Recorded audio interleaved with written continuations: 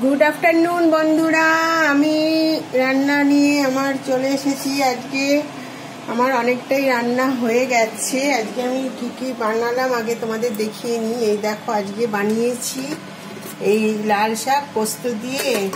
এটা একটা চাউমিনের জন্য করে রাখলাম, গাজর ক্যাপসিকাম বিনস দিয়ে একটু ভেজে রেখেছি। এটা হচ্ছিল লাউ বড়ি দিয়ে করেছি, আর এটা হচ্ছিল ডাটা। আর এখানে ভাতও অলমোস্ট হয়ে গেছে। এই যে ভাত অলমোস্ট না, ভাত হয়ে গেছে, গরম গরম, এখনো ধোঁয়া বেরোচ্ছে।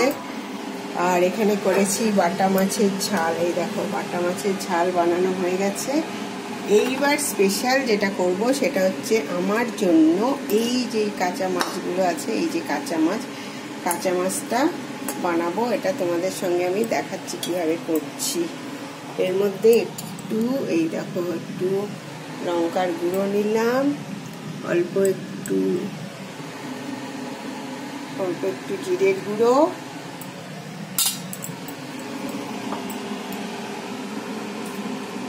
আর নিয়েছি এই যে কাঁচা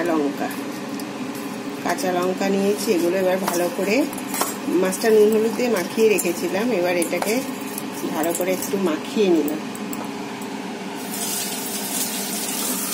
মাখানোর পরে এবার এখানে কড়াইয়ে অল্প তেল দেব, আর এখানে অল্প একটু তেল দিচ্ছি।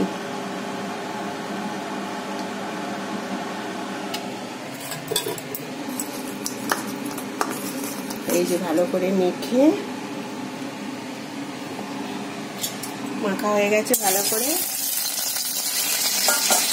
এইবার এই কাঁচা মাছটা এখানে দিয়ে দিলাম, কড়াইয়ে কাঁচা মাছ দিয়ে দিয়েছি।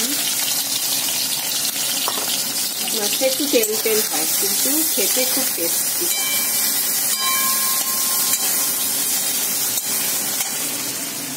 অল্প একটু জল দিয়ে দিই, বাটি দিয়ে একটু জল দিয়ে দেবো। এই মাছটা পুরো কাঁচাই করবো, এই মাছটা পুরো কাঁচা, খুব টেস্টি হয় খেতে। তো এবার হচ্ছে এর মধ্যে দেখো, এই যে জলটা দিয়ে দিলাম।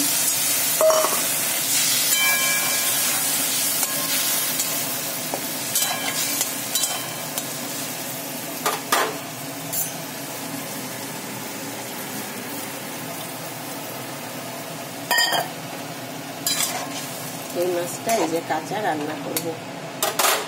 এই মাছটা হচ্ছে আমার জন্য হচ্ছে, এটা আমি খাবো কাঁচা এই মাছ লাঞ্চে। তো ঠিক আছে বন্ধুরা, আজকে তাহলে কি কি বানালাম তোমাদের সঙ্গে শেয়ার করলাম লাঞ্চের জন্য। সবাই ভালো থেকো, আমার সাথে থেকো, আমার পাশে থেকো।